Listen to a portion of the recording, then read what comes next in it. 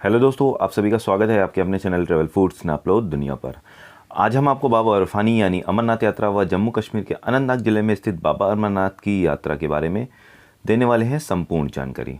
दोस्तों, आप यहाँ पर कैसे आएँ, कहाँ पर रुकेंगे, यात्रा में कितना खर्चा आएगा, साथ ही यात्रा के लिए पंजीकरण कैसे कराएंगे, मेडिकल सर्टिफिकेट कहाँ से बनेगा, साथ ही हेलीकॉप्टर से यात्रा पर कितना खर्च आता है, इसके बारे में हम दोस्तों देंगे पूरी जानकारी। बस आपको देखना होगा हमारा ये छोटा सा पूरा वीडियो।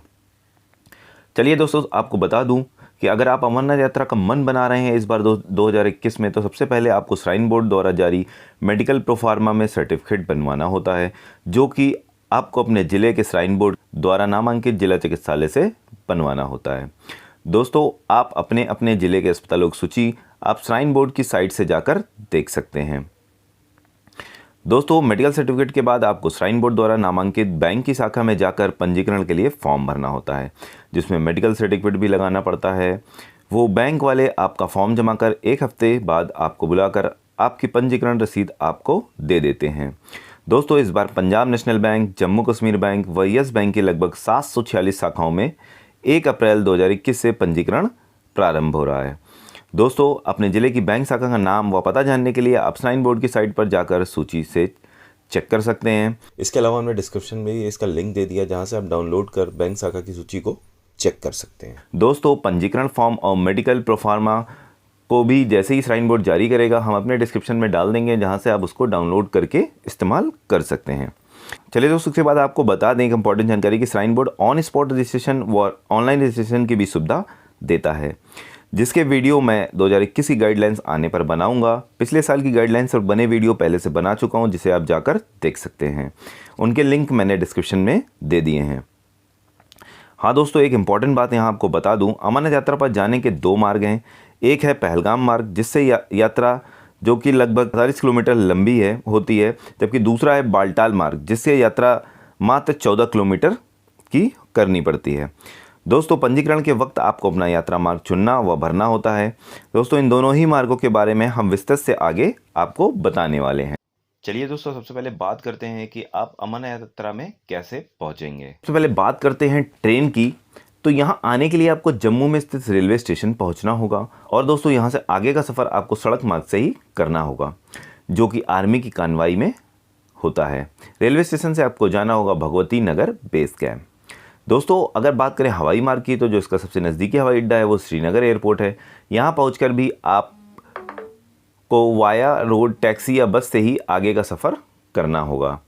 दोस्तों, यहाँ से आप पहलगाम या बालटाल बेस कैंप आसानी से पहुँच सकते हैं, और अगर आप अपने निजी वाहन से आ रहे हैं तो भी आपको जम्मू स्थित भगवती नगर बेस कैंप पहुँचना होगा। इसके आगे का सफ़र आप निजी वाहन से नहीं कर सकते हैं।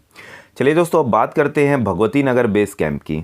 तो दोस्तों, आप यहाँ रेलवे स्टेशन या जम्मू एयरपोर्ट से ऑटो करके पहुँच सकते हैं, जिसका फुल बुक ऑटो का किराया लगभग 250 रुपये के आसपास पड़ता है। दोस्तों, इस बेस कैंप में एंट्री करने से पहले आपको व आपके सामान को कई बार चेक किया जाता है। साथ ही आपको बहुत सारे सुरक्षा उपकरणों से गुजरना होता है। इसके बाद ही आप यहाँ एंट्री पा सकते हैं। दोस्तों, यहाँ बेस कैंप में सेना व अर्धसैनिक बल हमें कड़ी सुरक्षा प्रदान करते हैं। दोस्तों, भगवती नगर बेस कैंप में आपके रुकने के लिए रूम, हॉल, शौचालय आदि की पूरी व्यवस्था है। यहाँ से अगले दिन तड़के सुबह 4 बजे आर्मी की सुरक्षा में अमरनाथ श्रद्धालुओं के जत्थे को पहलगाम व बालटाल बेस कैंप के लिए रवाना किया जाता है। दोस्तों, बेस कैंप में बने काउंटर से आपको अपनी अगले दिन की यात्रा के लिए बस का टिकट लेना होता है, जिसका किराया आपको 400 से 800 रुपये के प्रति यात्री पड़ता है बस के हिसाब से। दोस्तों, यहाँ भी खाने के लिए लंगर की व्यवस्था होती है। दोस्तों, आपको बता दूँ, यहाँ आप अपनी यात्रा से 2 दिन पहले पहुँचें, जिससे कि आप अपनी यात्रा के 1 दिन पहले आप अपने चुने हुए पहलगाम या बालटाल बेस कैंप पहुँच जाए। दोस्तों, अगले दिन सुबह 4 बजे भगवती नगर बेस कैंप से पहलगाम या बालटाल बेस कैंप के लिए भारी सुरक्षा व्यवस्था के बीच सुरक्षा बलों की कानवाई में श्रद्धालुओं के जत्थे को रवाना किया जाता है। पूरे यात्रा मार्ग को श्रद्धालुओं के अलावा सभी के लिए बंद कर दिया जाता है। पूरे यात्रा मार्ग पर कई जगहों पर श्रद्धालुओं के जत्थों के लिए लंगरों की व्यवस्था की जाती है। श्रद्धालु के जत्थे सुबह 4 बजे चलकर दोपहर में 3 बजे के आसपास अपने अपने बेस कैंप पहुंचते हैं। दोस्तों, ये यात्रा मार्ग बहुत ही सुंदर है। चलिए दोस्तों, अब बात करते हैं कि आपको कौन से मार्ग से यात्रा करनी चाहिए। दोस्तों, पहलगाम मार्ग से, जो कि 48 किलोमीटर लंबा है, या बालटाल मार्ग से, जो कि 14 किलोमीटर लंबा है। पहलगाम मार्ग लंबा तो है, लेकिन पुराना होने के साथ ही बहुत ज़्यादा प्राकृतिक रूप से सुंदर है। इसकी यात्रा आपको एक अलग ही दुनिया में होने का एहसास कराती है। साथ ही इस मार्ग से आप 3 दिन में पवित्र गुफा पहुंचते हैं, जो कि बहुत ही रोमांचक सफ़र होता है। जबकि आप बालटाल से आप उसी दिन यात्रा शुरू कर दर्शन कर वापस बालटाल बेस कैंप पहुंच सकते हैं। चलिए दोस्तों, अब बात करते हैं पहलगाम मार्ग की। तो दोस्तों, ये बेस कैंप पहलगाम की वादियों में बहती आरू लिड्डर नदी के किनारे बहुत ही सुंदर स्थान पर बना हुआ है। आप यहां पहुंच 150 रुपये से 250 रुपये प्रति व्यक्ति के हिसाब से टेंट में जगह ले सकते हैं। साथ ही ग्रुप में हैं तो 450 से 800 रुपये में पूरा टेंट 4 से 5 लोगों के लिए लिया जा सकता है। दोस्तों, अगर आप ट्रैक के लिए ज़रूरी सामान लाना भूल गए हैं तो आपके लिए बेस कैंप के अंदर ही एक छोटे से बाज़ार की व्यवस्था की गई है, जहां से गर्म कपड़े, वाटरप्रूफ जूते, डंडे या रेन कोट आदि बहुत ही कम कीमत पे, वाजिब कीमत पे आप यहां से खरीद सकते हैं। इसके साथ ही दोस्तों, बेस कैंप में आपके खाने के लिए बहुत ही विशाल भंडारे की व्यवस्था की जाती है, जिसमें लगभग सभी तरह के व्यंजन का आनंद आप ले सकते हैं, जिसका कोई भी चार्ज नहीं होता है। दोस्तों, यहाँ श्रद्धालुओं के लिए शौचालय आदि की भी बहुत ही अच्छी व्यवस्था रहती है। दोस्तों, आप खाना खाकर जल्दी ही सो जाएं, क्योंकि अगले दिन आपको सुबह जल्दी ही फ्रेश आदि होकर सुबह 5 बजे ही चंदनवाड़ी के लिए निकलना होता है। लंगर आपके लिए सुबह 4 बजे से ही चालू हो जाता है, जहाँ से आप नाश्ता आदि करके निकल सकते हैं। दोस्तों, यहाँ से आपको चंदनवाड़ी गेट तक टैक्सी से जाना होता है, जिसका किराया 100 से 150 रुपये प्रति व्यक्ति लगता है। दोस्तों, पहलगाम से चंदनवाड़ी गेट 16 किलोमीटर की दूरी पर है। दोस्तों, आप पहलगाम बेस कैंप से आपको 5:30 से 10 बजे के बीच ही निकलना होता है। अगर इससे ज़्यादा देर करेंगे तो आपको आगे जाने की इजाज़त नहीं दी जा सकती। चलिए दोस्तों, अब बात करते हैं अपनी चंदनवाड़ी शुरू होने वाली यात्रा की। चंदनवाड़ी से दोस्तों शुरू होती है आपकी असल यात्रा। यहाँ से आगे पूरे 32 किलोमीटर पवित्र गुफा तक आपको ट्रैक करके ही जाना होता है। दोस्तों, चंदनवाड़ी में भी आपके लिए लंगर आदि की बहुत ही अच्छी व्यवस्था होती है। इसके बाद आप करीब 3 किलोमीटर का ट्रैक कर पिस्सू टॉप पहुँचते हैं। यहाँ पर आपको लंगर आदि की व्यवस्था मिलती है, जहाँ आपको गर्म पानी भी मिल जाएगा। थोड़ा आराम करने के आपको निकलना होगा शेषनाग झील के लिए। दोस्तों, इस मार्ग पर आपको कई सारे लंगर मिल जाएंगे। यह यात्रा मार्ग बहुत ही सुंदर है। दोस्तों, शेषनाग झील पर श्रद्धालुओं के लिए लंगर आदि की व ठहरने की व्यवस्था होती है। यहाँ आपको टेंट लेना होगा। ज़्यादातर श्रद्धालु यहाँ ठहर आगे की यात्रा अगले दिन शुरू करते हैं। दोस्तों, यदि आप यहाँ नहीं ठहरना चाहते हैं तो आपको दोपहर 2 बजे से पहले ही शेषनाग झील के गेट को पार करना होता है, क्योंकि 2 बजे के बाद किसी भी श्रद्धालु को आगे की यात्रा करने की इजाज़त नहीं दी जाती है। वह गेट बंद कर दिए जाते हैं। दोस्तों, मेरी राय में तो आप यहाँ ही रुक जाएं, क्योंकि करीब शेषनाग तक आप 12 किलोमीटर का ट्रैक कर चुके होते हैं, जो कि एक दिन के लिए काफ़ी होता है। अगर आप यहाँ नहीं रुकना चाहते हैं तो आपको 2 बजे से पहले पहुँचना होगा व अगले पड़ाव पोसपत्री तक पहुँचना होगा, जो कि शेषनाग से करीब 6 किलोमीटर पड़ता है। लेकिन मेरी राय में आप शेषनाग में ही आराम करें, क्योंकि हमने 2019 की यात्रा में ऐसा किया था। शेषनाग न रुक हम पोसपत्री में रुके थे, जो कि काफ़ी दिक्कत भरा था, क्योंकि शेषनाग तक 12 किलोमीटर की यात्रा करने के बाद आगे पड़ने वाले महागुनु स्टॉप को पार करना आसान नहीं होता है दोस्तों। इसलिए आप शेषनाग में ही आराम कर अगले दिन पोसपत्री होते हुए पंचतरणी के लिए निकलें, जिसमें आपको लगभग 12 किलोमीटर ट्रैक करना पड़ेगा। दोस्तों, आपको बता दूं, पोसपत्री में भी रुकने की काफ़ी अच्छी व्यवस्था होती है, जिसका कोई चार्ज नहीं होता है। वह यहाँ का लंगर भी बहुत ही अलग होता है। आप सोच में पड़ जाएंगे कि इतनी ऊंचाई पर जहाँ सांस लेने में भी दिक्कत हो रही है, कैसे कोई इतने व्यंजन श्रद्धालुओं के तैयार कर सकता है। दोस्तों, आप पंचतरणी पहुँच टेंट 350 से 550 में 4 से 5 लोगों के लिए ले सकते हैं आराम से, जो कि आपको 100 से 150 प्रति व्यक्ति के हिसाब से पड़ता है। दोस्तों, आप यहाँ आराम कर अगले दिन पवित्र अमरनाथ गुफा के लिए निकल सकते हैं, जो कि यहाँ से मात्र 3 किलोमीटर की दूरी पर स्थित है। दोस्तों, यहाँ रात्रि में तापमान बहुत गिर जाता है। सुबह नहाने के लिए आपको 100 रुपये से 150 रुपये में गर्म पानी की बाल्टी मिल जाएगी। दोस्तों, आप यहाँ से सुबह जल्दी निकल 2 से 3 घंटे में बाबा बर्फानी के दर्शन प्राप्त कर सकते हैं। दोस्तों, मोबाइल वगैरह आप जिस दुकान से प्रसाद ले रहे हैं वहीं पर रख सकते हैं, क्योंकि मोबाइल ले जाने की इजाज़त नहीं होती है। श्रद्धालुओं के लिए पवित्र गुफा के आसपास भी लंगर और रुकने आदि की व्यवस्था होती है। दोस्तों, इसके बाद दर्शन प्राप्त कर मेरी राय में आप बालटाल मार्ग से उसी दिन वापस नीचे उतर सकते हैं। दोस्तों, आपके रुकने के लिए बालटाल में आपको टेंट 450 से 550 रुपये के बीच में मिल जाएगा, जिसमें आसानी से 4 से 5 लोग रुक सकते हैं।